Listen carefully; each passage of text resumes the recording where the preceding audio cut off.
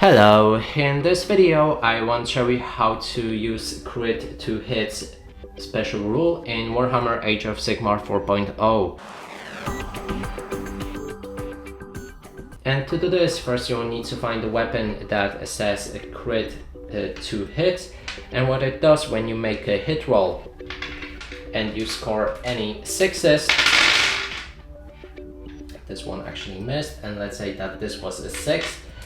Then you, instead of one attack, you make 2 attacks.